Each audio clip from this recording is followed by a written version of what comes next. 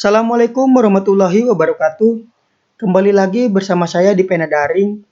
Pada kesempatan kali ini, saya akan memberikan latihan soal sanitarian PTKK 2022, terkhusus Anda calon pelamar jabatan fungsional sanitarian pada P3K 2022. Saya akan memberikan warming up atau persiapan kita berlatih soal, belajar soal untuk menghadapi P3K 2022. Di medsos, baik Instagram, Telegram, dan lainnya sudah banyak yang menge-share tentang jadwal perekrutan P3K 2022. Artinya, semakin dekat dengan rekrutmennya, maka semakin giat juga belajar dan berlatih, harus semakin kencang semangat lagi untuk menghadapi P3K 2022. Terkhusus untuk belajar kompetensi teknis bersama Pena Daring, terutama untuk sanitarian. Simak terus video ini, barangkali nanti ada standby di channel ini. Lihat video-video sebelumnya, juga sudah menjelaskan tentang latihan soal sanitarian. Bagi Anda yang ingin fokus dalam belajar dan berlatih, silakan pesan e-book sanitarian kepada akun Pena Daring. Ini saya buatkan untuk Anda. Fokus sanitarian P3K 2022 sudah lengkap dengan strategi, tips and tricks menghadapi P3K 2022. Kemudian ada juga soal plus pembahasan setiap kompetensi. Kemudian juga ada 4 paket tryout. Silakan segera pesan di admin Pena Daring. Kita mulai untuk soal dan pembahasannya. Soal yang pertama, wilayah desa X banyak didapatkan penduduk yang membuat bata dengan bahan pembakaran yang dipakai berasal dari sekam padi. Dari survei kesehatan rumah tangga yang dilaksanakan, didapatkan bahwa penyakit infeksi saluran pernafasan menduduki urutan pertama pada kasus-kasus penyakit yang ditemukan pertama di desa tersebut. Apakah sebutan untuk penyakit infeksi saluran pernafasan di atas? A. Foodborne disease, B. Vector-borne disease, C. Airborne disease, D. Waterborne disease, E. Contact-borne disease. Jawabannya apa, teman-teman? Ya, jawabannya adalah yang C. Airborne disease. Sudah jelas ya, untuk penyakit infeksi saluran pernafasan ini biasanya menyerang disebabkan melalui udara.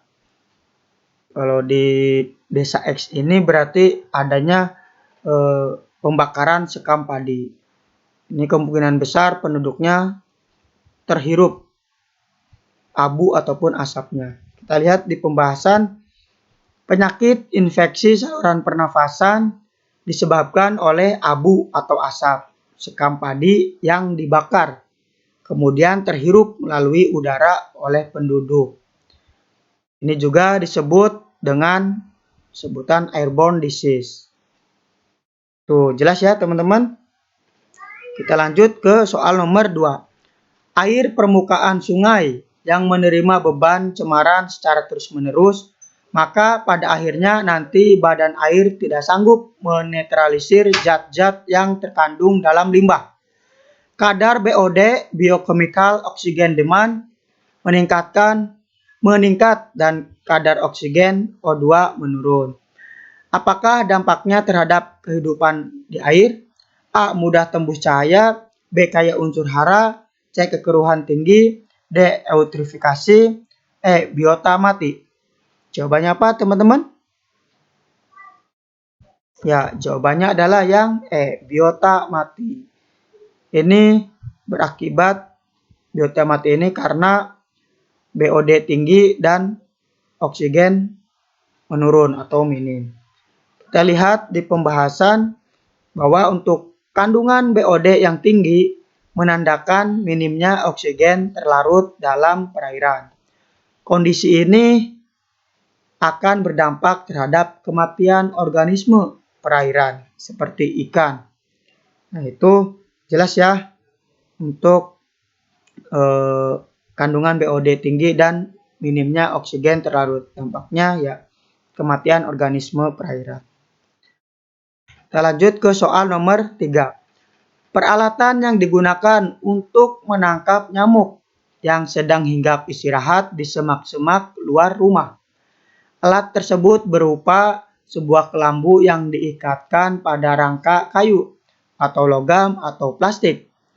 Alat tersebut dinamakan A. Drop net, B. Aspirator, C. Insect net, D. Pit shelter trap, E. Double bed net trap. Jawabannya apa teman-teman? Ya, jawabannya adalah yang A. Drop net. Kita lihat di pembahasan untuk drop net ini merupakan peralatan untuk menangkap nyamuk yang sedang hinggap istirahat di semak-semak luar rumah. Alat tersebut berupa sebuah kelambu yang diikatkan pada rangka kayu atau logam atau plastik. Cara alat ini, droplet ini, penggunaannya yaitu berupa dengan menempatkan droplet tersebut mengurung semak-semak yang diperkirakan ada nyamuknya. Lalu seorang penangkap nyamuk masuk ke dalam semak-semak yang sudah terkurung dan mengusir nyamuk yang ada pada semak-semak tersebut. Sehingga nyamuk-nyamuk keluar dan hinggap pada kelambu. Kemudian nyamuk ditangkap dengan aspirator. Oke, jelas ya teman-teman? Soal selanjutnya, soal nomor 4. Bahan makanan dan makanan yang berasal dari ikan sangat rentan terhadap pencemaran. Pencemaran terhadap ikan laut dapat terjadi saat ikan masih berada di perairan, waktu ditangkap, maupun waktu akan diolah. Jenis bakteri apa yang sering mengontaminasi pada makanan tersebut? A. Vibrio varroaemoliticus, B. Coli patogen, C. Ascariasis, D. Salmonella typhi, E. Entamoeba coli. Jawabannya apa teman-teman? Ya, jawabannya adalah yang A. Vibrio varroaemoliticus. Ini bakteri biasa mengontaminasi makanan, terutama ikan laut di perairan pesisir pantai biasanya.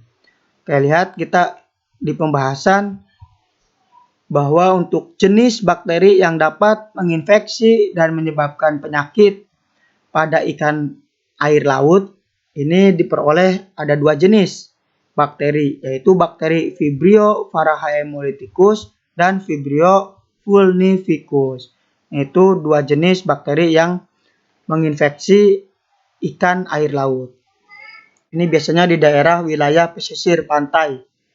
Nah, ini untuk berhati-hati di pesisir pantai karena ada 2 bakteri ini yang selalu mengontaminasi makanan maupun bahan makanan lainnya. Oke.